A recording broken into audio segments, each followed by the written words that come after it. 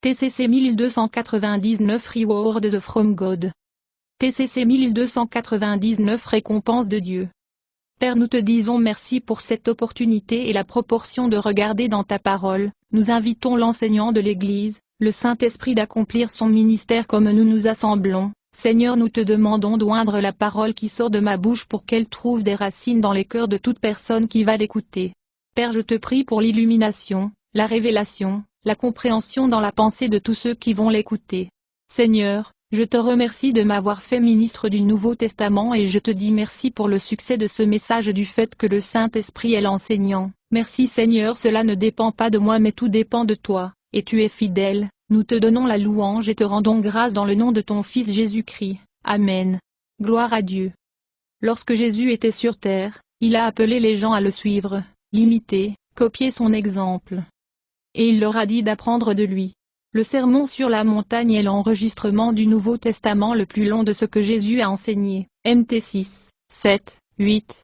Nous en discutons depuis plusieurs semaines et avons encore quelque chose à dire ce soir.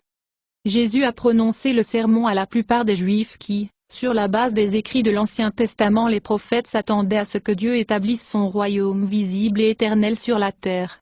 Daniel 2 verset 44. Daniel 7 verset 27. Dans son sermon, Jésus a fait des déclarations spécifiques sur le genre de personnes qui sont qualifiées pour la cause de Dieu royaume. Jésus a dit à son auditoire que pour entrer dans le royaume des cieux, leur justice devait dépasser celle des scribes et des pharisiens, leurs chefs religieux. L'auditoire comprenait le mot justice comme signifiant des actions justes. Les pharisiens et les scribes avaient une justice extérieure, des actions justes, mais selon Jésus leur motif était injuste. Ces hommes faisaient leurs justes actes pour être vus et loués par les hommes, plutôt que de désirer que Dieu être glorifié dans tout ce qu'ils ont fait. Ils avaient une religion centrée sur eux-mêmes plutôt que sur Dieu. Jésus dira plus tard de ses dirigeants, tout ce qu'ils font, c'est pour le spectacle. Ils aiment s'asseoir à la table d'honneur lors des banquets et dans les sièges les plus en vue de la synagogue. Ils apprécient l'attention qu'ils reçoivent dans les rues, et ils aiment être appelés rabbins. Matthieu 23,5, 7, NLT. Dans son sermon, Jésus a utilisé 3 exemples d'actes justes: donner aux pauvres, prier et jeûner, répondre aux besoins de motifs justes ou droits désirés, glorifier et plaire à Dieu. Matthieu 6 verset 1 à 18. Jésus a dit que les chefs religieux accomplissaient ces actions pour être vus et loués par les hommes. Il a dit ses disciples à donner, prier et jeûner en secret où seul Dieu voit ce que vous faites. Comme Jésus l'a enseigné, il a parlé des récompenses données et perdues. N'accomplissez pas vos bonnes actions, vos actes justes, publiquement, pour être admirés, parce que vous perdrez la récompense de votre Père céleste. Matthieu 6 verset 1, Bible du Semeur. Ton Père, qui voit en secret, te récompensera. Matthieu 6 verset 4. Matthieu 6 verset 6. Matthieu 6 verset 18. Ce n'est pas la première fois dans son sermon que Jésus mentionne des récompenses. Immédiatement après les béatitudes, Jésus a dit, « Dieu te bénit quand on se moque de toi, qu'on te persécute et qu'on te ment parce que vous êtes mes disciples. Une grande récompense vous attend au ciel. » Matthieu 5,11 à 12, Bible du Semeur. Alors Jésus leur dit d'aimer leurs ennemis, afin que vous soyez des fils de votre Père qui est au ciel.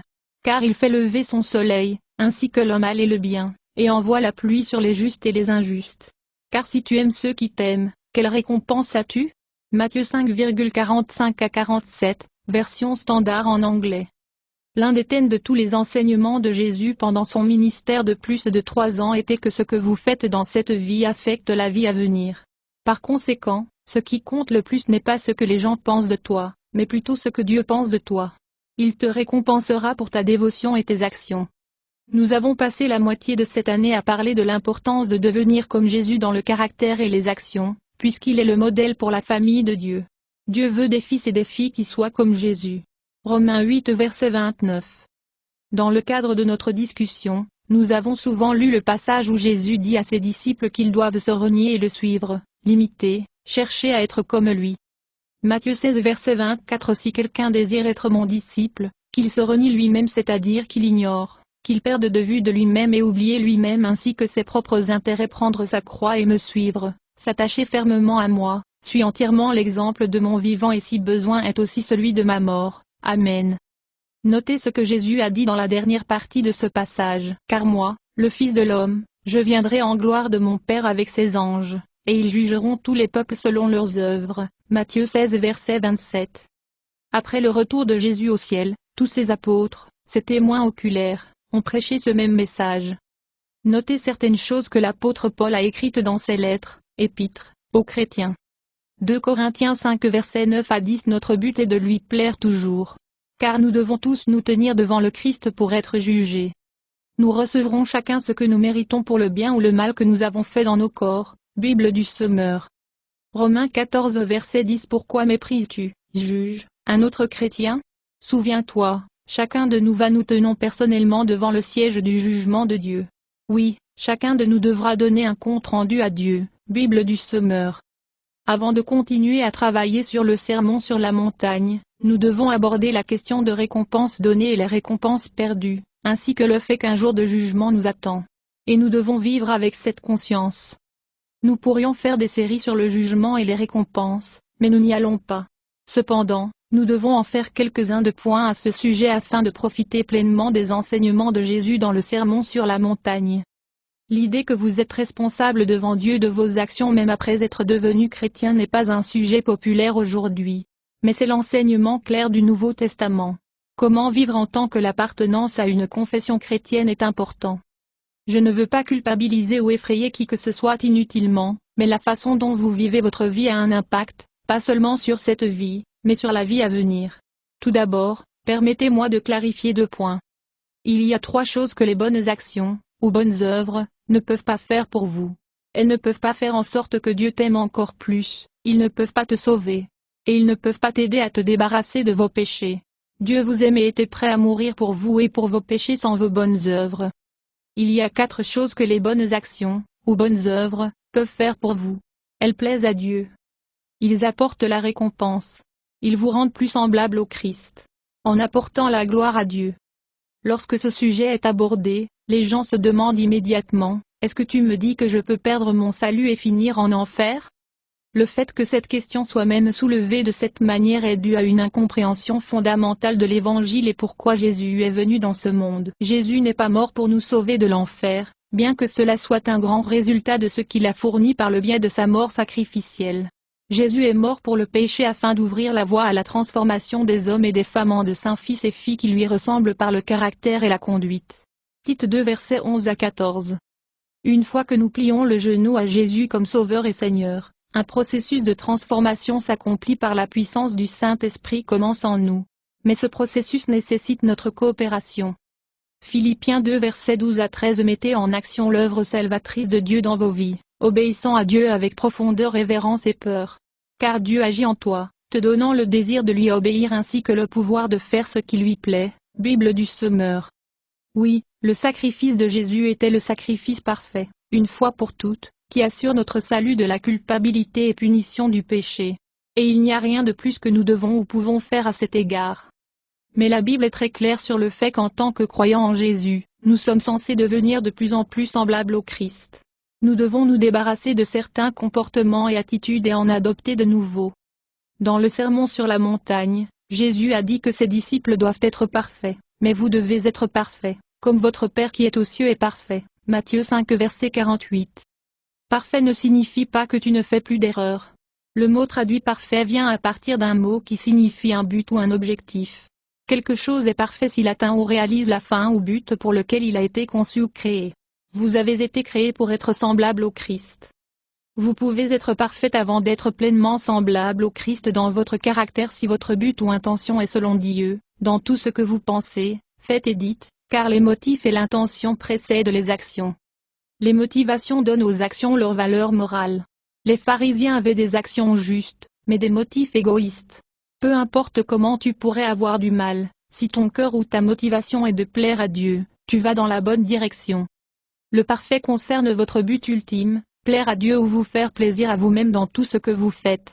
Est-ce votre but, et faites-vous ce que vous pouvez pour être fidèle à ce but?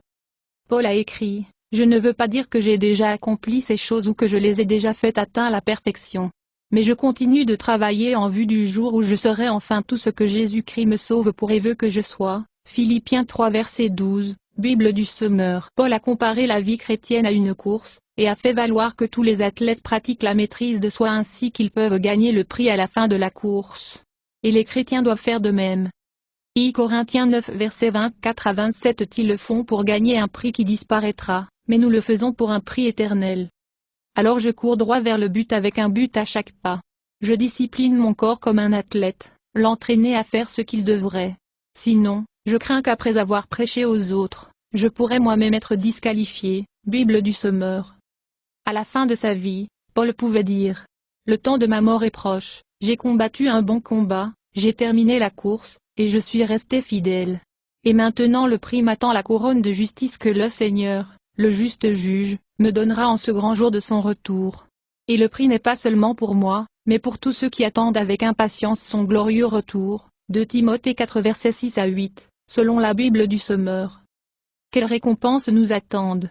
Entre autres choses, l'approbation de Dieu, la louange de Dieu, être avec lui pour toujours dans un monde parfait, étant pleinement glorifié ou pleinement semblable au Christ dans chaque partie de notre être. Matthieu 25 verset 21. Bien fait mon bon et fidèle serviteur. Entre dans la joie de ton maître, SV. Psaume 16 verset 11. Il y a plénitude de joie dans ta présence. À ta droite sont plus des plaisirs pour toujours, version standard en anglais. Jean 3 verset 2. Bien-aimés, nous sommes maintenant enfants de Dieu, et ce que nous serons n'est pas encore apparu. Mais nous savons que lorsqu'il apparaîtra, nous serons comme lui, parce que nous le verrons tel qu'il est, version standard en anglais. Retour au sermon sur la montagne. Dans Matthieu 6 versets 1 à 18, Jésus a abordé les motifs en soulignant que les religieux, les dirigeants ont fait ce qu'ils ont fait pour être vus et loués par les hommes. Jésus a ordonné à ses disciples de faire ce qu'ils font pour plaire à leur Père céleste, avec l'assurance qu'il les récompensera pour leur dévouement. Ensuite, Jésus s'est occupé des priorités, ou de ce qui est important, et a exhorté ses disciples à ne pas vivre pour cette vie seulement, mais pour la vie à venir.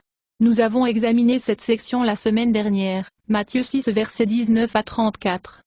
Jésus a exhorté ses auditeurs à amasser des trésors dans le ciel, à avoir un seul œil et à servir Dieu, pas l'argent. Ces phrases sont des métaphores de votre intention, but ou objectif ultime dans la vie. Si votre objectif ultime, l'intention est de plaire et de glorifier votre Père, cela affectera la façon dont vous pensez et agissez. Cela ne signifie pas que nous ne pouvons pas profiter des choses dans cette vie, mais ce doit être dans le contexte de Dieu. Vos priorités doivent être justes. Cette vie n'est pas sans importance, mais ce n'est pas la plus importante. Jésus a exhorté ses auditeurs à vivre avec la conscience qu'ils ont un Père dans les cieux qui voit tout et connaît tous vos motifs et vos actions. Vivez pour son approbation. Vivez pour plaire et honorer lui, d'après la façon dont vous vivez. Dieu veut une dévotion totale. C'est le lieu du véritable bonheur.